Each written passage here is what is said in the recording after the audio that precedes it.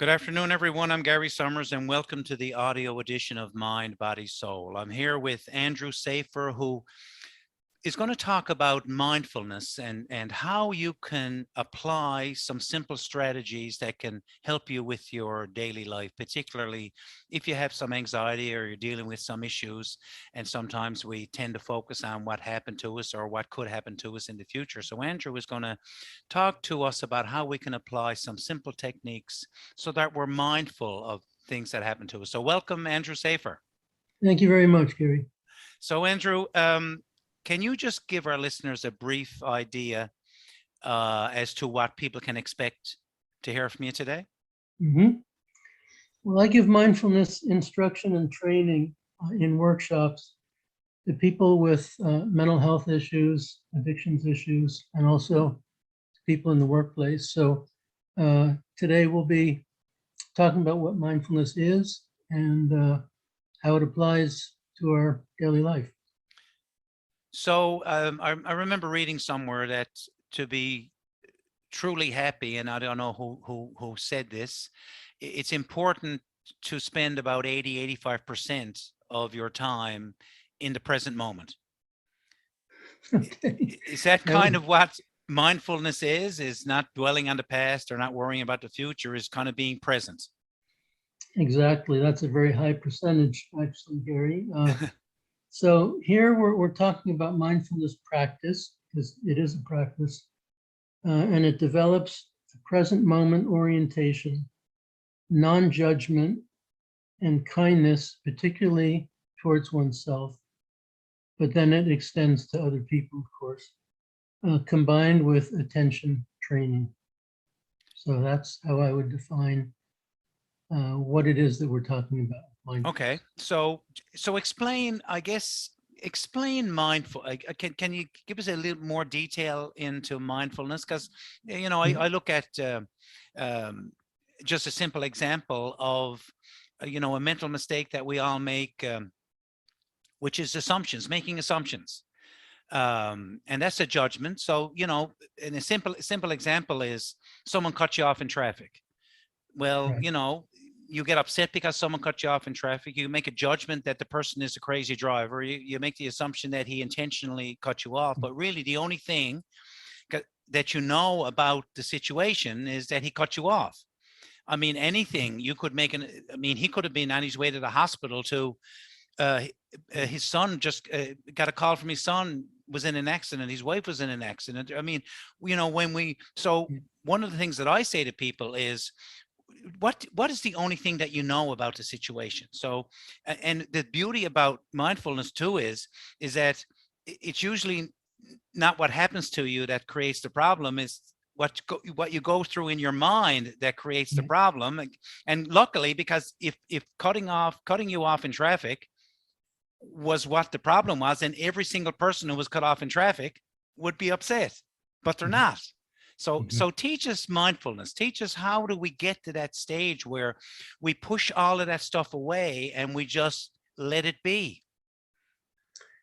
Well, we tend to be reactive, and so that's a good example. Being cut off in traffic is an emotional response right away, and then we're led by that emotion, typically without much awareness. Just we're led by the emotion. Maybe we're swearing at the person or whatever we're doing. With mindfulness practice helps us develop self-awareness. So there's no crystal ball. It's not a magical thing that happens, but just in the process of, and sitting meditation practice is key to this, that when we're doing this practice, we're not doing other things. And for this period of time, we're actually experiencing our own mind, bringing our attention to our breath over and over again. But it means that we really have a front row seat to our own mind. And so it puts us in that position where we can see and have some understanding of what's going on in our mind. Whereas normally, the example you gave with being cut off traffic, that's not the position we're in. Normally, we're just reacting. So, Sure, absolutely, yeah. yeah, so it's that practice that is helping us develop more of a perspective on what happens in our life and what happens with other people as well. So it's not it's not a it's an objective viewpoint. It's not a subjective viewpoint. Is that what is that? Yeah, that would So be so accurate. that This so now is so looking at a situation or thinking about a situation and not assigning any meaning to it.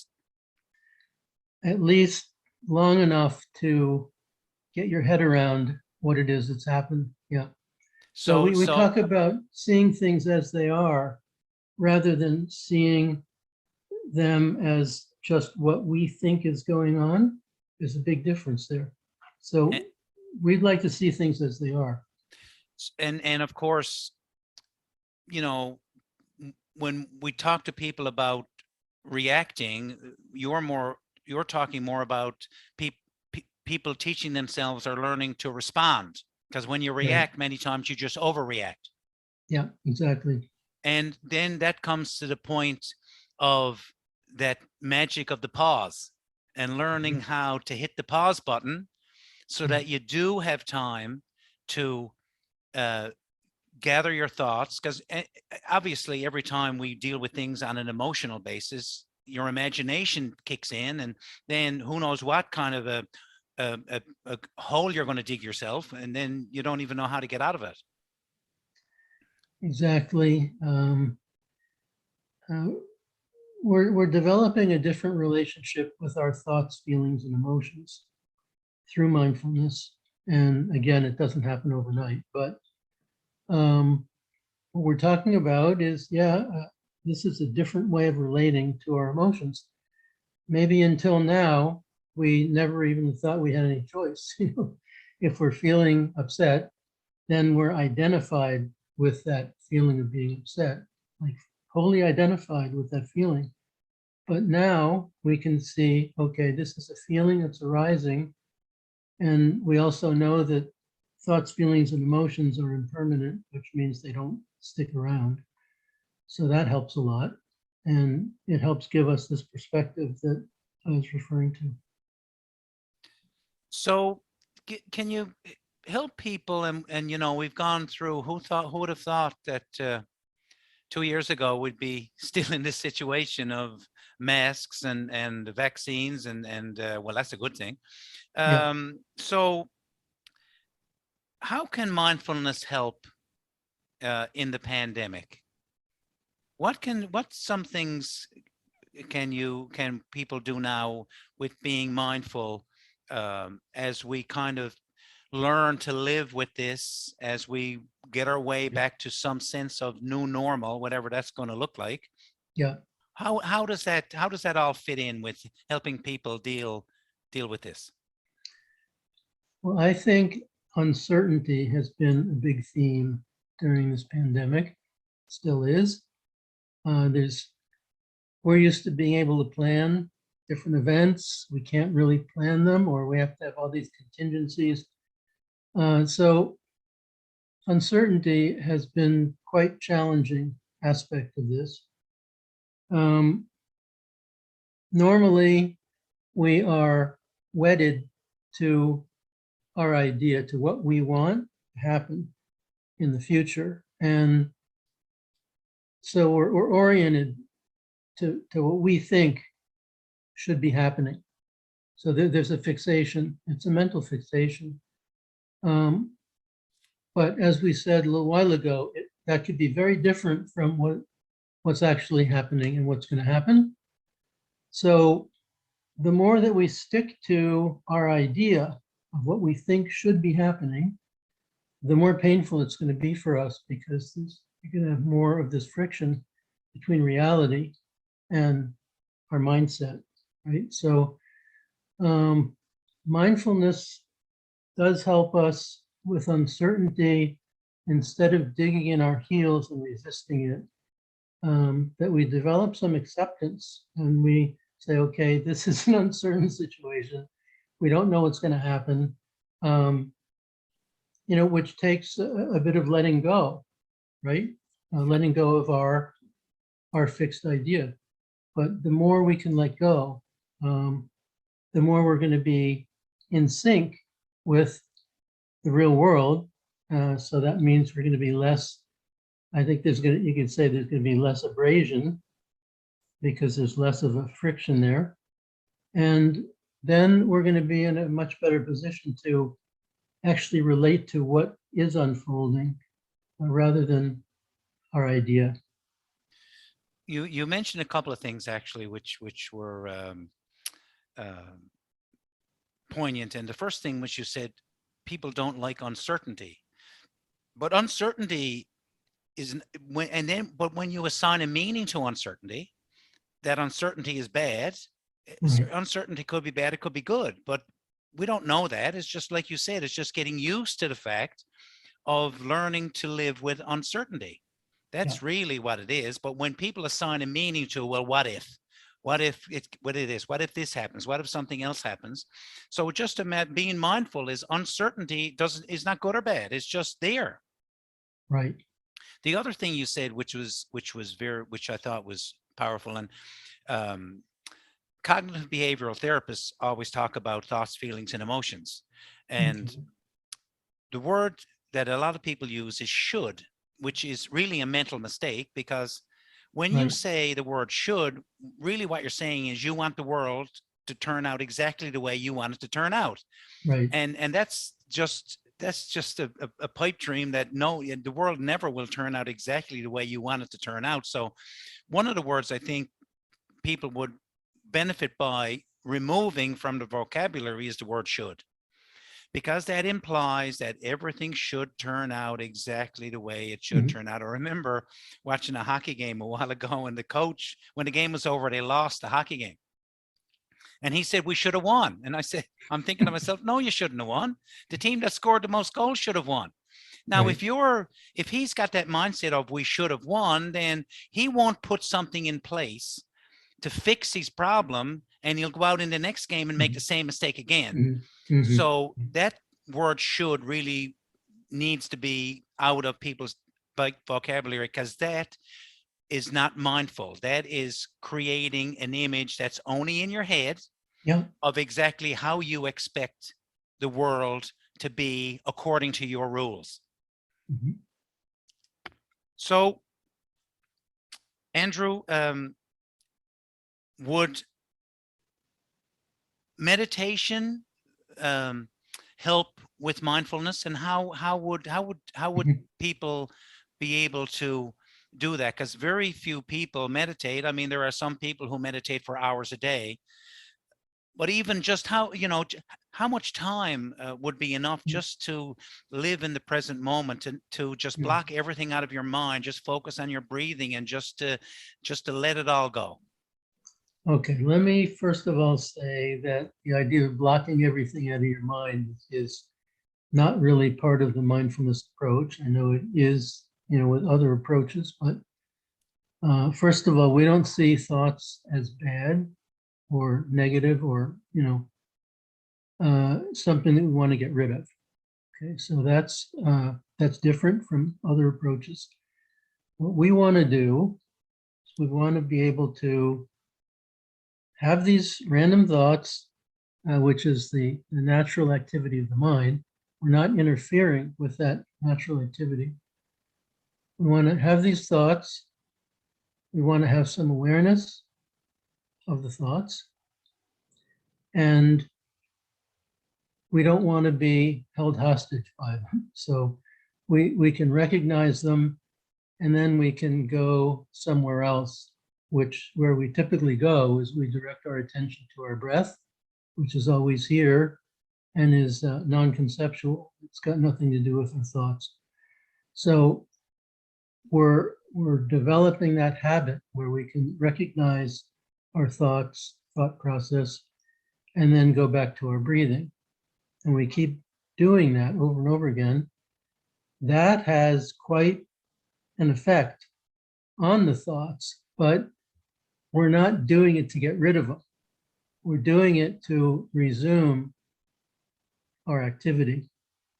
And then And we'll also, so see. that teaches you to learn to live with your thoughts, to control your thoughts, and to allow that natural progression of the thought process without assigning an emotion to it. Yeah, we're not seeing that as bad. Or, a lot of people who are plagued by, could be obsessive thoughts or whatever, would see those thoughts as being a huge problem and something they want to learn how to get rid of. But that's all the natural activity of our mind. And we have an unobstructed way of working with them. So it is different. Okay. So as we finish up, Andrew, can you give our listeners a little bit of advice that they can use to help them right now to deal with the adversity in their lives? Yes. Yeah, it's a great question, Jerry. So let's say that you're seated in a chair. If you're not in a chair, that's okay, but that your feet are on the floor, and and your feet are pointed ahead, which is normal. Mhm.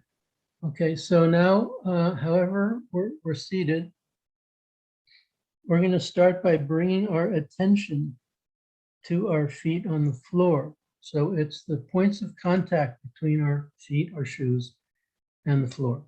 Okay, and so we're giving our mind a place where it can be. We're directing it down there, and we're not trying to accomplish anything. We don't have a to-do list. We're just saying, okay, my attention is there. That's it. So just do that for a little bit. And what we find is that our mind goes somewhere else because that's the natural activity of the mind. We start thinking about something. Okay, there's nothing wrong with that. But when we become aware of it, that's the key. That's when we can redirect our attention back to our feet on the floor. So now this is an exercise that you can do pretty much anywhere, wherever there's a floor. Yeah, sure. And Yeah. I'm calling your attention to this one because, for example, with anxiety or a feeling of being overwhelmed, take those as examples. The circumstances that we're in are discombobulating. They're throwing us off, and we're unsettled. Okay, Mm-hmm. in this situation, we're unsettled. What we need to do is establish or reestablish a connection to something in the real world, something that is reliable. So when we put our feet on the floor, we don't worry about whether they're going to fall through the floor or not, for example, right? So it's reliable in that way. And it's giving us, that's a solid connection between our body and what I'm calling the real world, floor, okay? So it's always so close to us, but we tend to look for solutions that are complicated. So we're not involving our thought process or anything. We're just going, okay, our attention is down there, our feet on the floor.